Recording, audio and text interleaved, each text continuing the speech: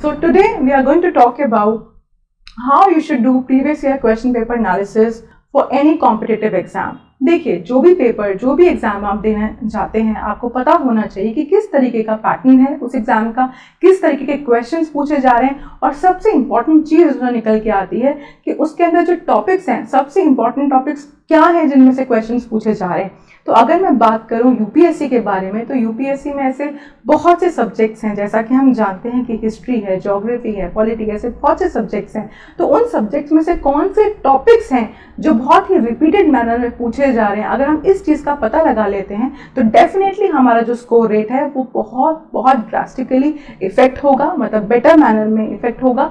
सो इसीलिए हमको पता होना चाहिए कि प्रीवियस ईयर क्वेश्चंस जो हैं वो कौन कौन से हैं और किस किस सेक्शन से आए हैं, तो उसका एनालिसिस करना इज इम्पॉर्टेंट। तो वो एनालाइज कैसे करते हैं वो हम आज जानेंगे, और इस एनालिसिस से आपको डेफिनेटली काफ़ी बेनिफिट होने वाला है, क्योंकि आपको इससे ये पता लग रहा है कि अगर हमको 4 साल के करने हैं या 10 साल के करने हैं, 10 साल के कौन से सब्जेक्ट्स के लिए करने हैं और 4 साल के कौन से सब्जेक्ट्स के लिए करने हैं, तो इससे आपको एक क्लियर आइडिया मिल जाएगा, जो कि मोस्ट स्टूडेंट्स का एक कंफ्यूजन रहता है कि हम कितने साल के पेपर्स को पढ़ें। चलिए स्टार्ट करते हैं। So what does the paper analysis mean? First is analysis का मतलब क्या है? That you analyse something by bifurcating it into different parts. आप उसको डिफरेंट भाग में डिवाइड करके, है ना, डिफरेंट भागों में आप उसको देखते हो, ऑब्जर्व करते हो कि वो क्या चीज़ है, वो क्या कहना चाह रहा है। ऐसे ही आप एक पेपर को डिवाइड करते हो और देखते हो कि कहाँ कहाँ से क्वेश्चंस पूछे गए हैं। जब आप डिवाइड करते हो तो आपको पता लगता है कि कौन से टॉपिक्स हैं जहाँ से बहुत ज़्यादा उठ के आ रहा है, कौन से ऐसे सब्जेक्ट्स हैं जिनके टॉपिक्स बहुत ज़्यादा रिपीटेड मैनर में उठ के आ रहे हैं। तो आपकी एक प्रायोरिटी सेट हो जाती है कि मुझे किस लेवल पे जाके प्रिपरेशन करना है, लेवल क्या है क्वेश्चन का। Basically you get to know the level of the question. So इसीलिए ये इंपॉर्टेंट है कि आप एनालिसिस करें, राइट।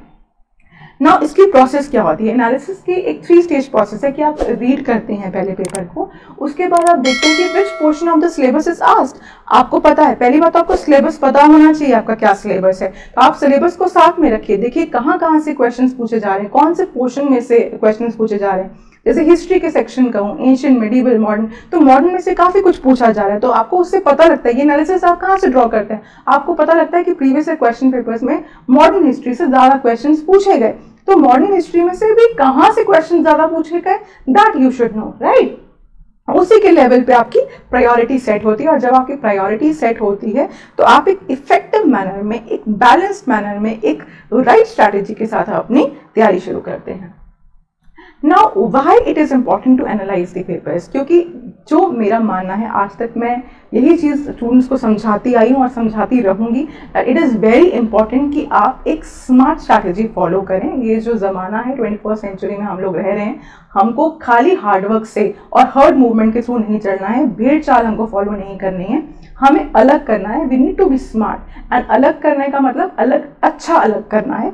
तो उसके लिए आपके पास एक की होनी चाहिए, और वो की क्या है? आपके प्रीवियस ईयर क्वेश्चंस। अगर आपको पता है कि प्रीवियस ईयर क्वेश्चंस में क्या क्या पूछा गया है, तो आपको पैटर्न पता चल गया कि किस तरीके के क्वेश्चंस आ रहे हैं। If I talk about the pattern, मतलब नेचर ऑफ द क्वेश्चंस की 2 टियर आ रहे हैं, 3 टियर आ रहे हैं, स्टेटमेंट बेस्ड आ रहे हैं, तो आपको क्वेश्चन का नेचर पता लगता है। उसी तरीके से आप अपना एक आंसर का नेचर जो है वो फॉर्मुलेट करते हो अपने दिमाग में या पेपर पे, कि मुझे किस तरीके के आंसर लिख के आने हैं, क्या एक्सपेक्टेशन है उस क्वेश्चन की, क्या डिमांड है क्वेश्चन की।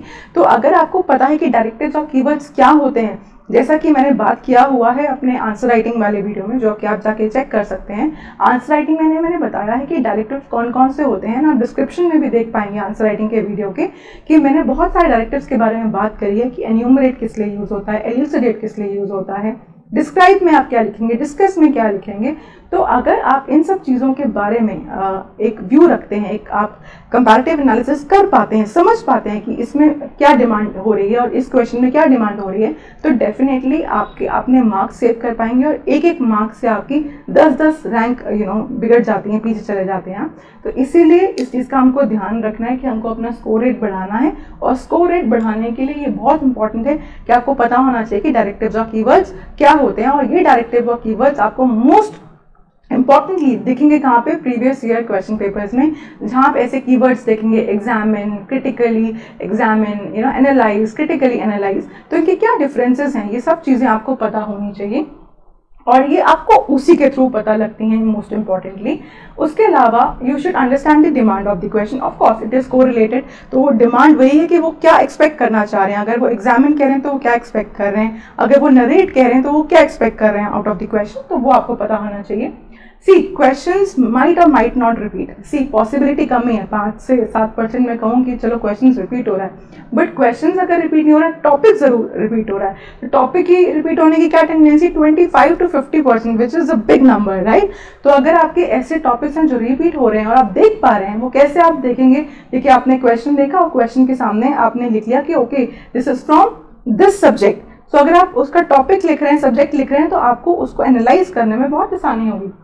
देन इससे आपकी टाइम लिमिट का भी आपको पता लगता है कि मुझे कितनी देर में पेपर करना है, क्या नेगेटिव मार्किंग है, कैसे करना होगा, स्पीड कैसे बढ़ाई जाए। तो आप इन सब पैरामीटर्स के बारे में तभी सोचोगे ना जब आप पेपर आपके सामने होगा। तो this is important that you should go through the paper in a detailed manner so that you get to know कि मुझे कितना इन डेप्थ लिखना होगा, कितना इन डेप्थ कवरेज मुझे करना है सिलेबस का। ओके नाउ और स्टूडेंट्स के जो ये डाउट आते हैं कि कौन सी बुक, अब नेक्स्ट क्वेश्चन ये आता है कि अब कौन सी ऐसी बुक रेफर करें। देखिए पहली बात तो कोई भी पब्लिकेशन यूज़ करिए, चाहे आप दिशा पब्लिकेशंस का देख लीजिए, चाहे अरिहंत पब्लिकेशंस के ले लीजिए, बट बुक आप बोल लीजिए जो लेटेस्ट एडिशन हो। जो भी आप पब्लिकेशन आप रेफर कर रहे हैं उसका लेटेस्ट एडिशन आपको लेना है और उसमें ये देखना है कि उसके सॉल्यूशंस विद एक्सप्लेनेशन दिए हुए हो। अगर एक्सप्लेनेशन है तो एक्सप्लेनेशन में से आपको बहुत सारे क्वेश्चन आपके उसमें से डिराइव हो जाते हैं, तो वो आपका बहुत मैंडेटरी है कि आप देखिए कि उसकी एक्सप्लेनेशन आपको दी हुई हो। उसके अलावा यूपीएससी की साइट से भी कई लोग नहीं लेना चाहते हैं बुक्स, तो वो upsc.gov.in साइट पे जाकर, यूपीएससी की साइट पे जाके क्वेश्चन पेपर्स को डाउनलोड कर सकते हैं। उसके अलावा एक और इम्पॉर्टेंट क्वेश्चन उठ के आता है कि कितने नंबर ऑफ ईयर्स के क्वेश्चन पेपर्स हम एनालाइज करें। देखिए लोग कहते हैं 5 ईयर क्वेश्चन पेपर एनालाइज करें, that is the average number, but एक तरीका होना चाहिए। अगर आप स्टैटिक की बात करें, स्टैटिक सब्जेक्ट्स क्या हैं, हिस्ट्री हो गया जो चेंज नहीं हो रहा है ना, something that is done and that is not going to change, that is static. तो अगर स्टैटिक सब्जेक्ट्स की बात करूं तो हिस्ट्री हो गया, ज्योग्राफी हो गया, पॉलिटी हो गया, कुछ सेक्शंस डायनामिक आ भी जा रहे हैं, तो हिस्ट्री में जैसे पूरा स्टैटिक है, तो हिस्ट्री के केस में आप क्या कर रहे हैं, आप अपनी स्टैटिक कंटेंट को 10 साल, कम से कम 10 साल के पेपर्स आप उठाएंगे तब आपको पूरा पैटर्न पता लग जाएगा किस तरीके के टॉपिक्स हैं जो रिपीट हो रहे हैं। तो जब स्टैटिक है हमारे पास तो उसमें आप 10 ईयर्स तक जाइए। भले ही जो डायनामिक है जहाँ पे ज़्यादा करंट अफेयर्स इन्वॉल्व है, तो उस केस में आप क्या कर सकते हैं, 3 to 4 ईयर्स के पेपर्स आप रेफर कर सकते हैं। पर जो लोग बहुत घबरा रहे हैं कि 10 ईयर्स हम नहीं कर पाएंगे, तो चलिए कोई दिक्कत नहीं है, आप 5 ईयर्स करिए, but you should do 5 years in a very comprehensive manner where in you are seeing every question, you are analyzing it is coming from which topic and how you are going to go about according to the demand of the question. That is very important. Then which strategy to follow. देखिए कई students क्या करते हैं कि पहले subject पढ़ लिया, उसके बाद एनालाइज किया क्वेश्चंस, है ना, कि मैंने एक पूरा सब्जेक्ट पढ़ लिया, फिर देखा क्वेश्चंस कैसे कैसे आए हैं।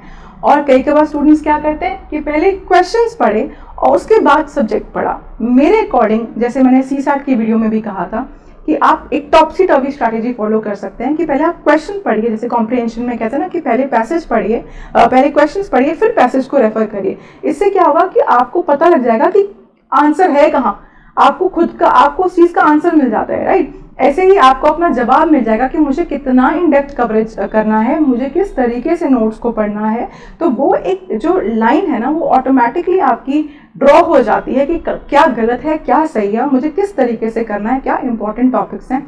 तो जब एक बार आप इंपॉर्टेंट टॉपिक्स को पता लगा लेते हैं तो आपके लिए बहुत आसान हो जाता है पेपर को निकालना। क्योंकि जो लोग 3-3 साल एक बहुत ही अनऑर्गेनाइज्ड मैनर में बहुत ही वेग स्ट्रैटेजी लेके काम कर रहे हैं, और एक स्टूडेंट है जो फ्रॉम डे 1, चाहे वो फ्रेशर ही क्यों ना हो, अगर उसने 1-2 महीना सब्जेक्ट्स को एनालाइज किया है, पढ़ा है, और फिर प्रीवियस ईयर क्वेश्चन पेपर्स और सिलेबस को लेके साथ में चल रहा है, उससे इफेक्टिव और स्मार्ट स्ट्रैटेजी कुछ नहीं हो सकता, and it will lead to better and early results definitely. तो आपको कोई भी और डाउट हो related to this, you can post in the comment section and you can press the bell icon to get the informative videos like this। and जितना ज़्यादा आप like करेंगे, शेयर करेंगे, उतना ज़्यादा हमको motivation मिलेगा to come up with most informative content for you। Thank you।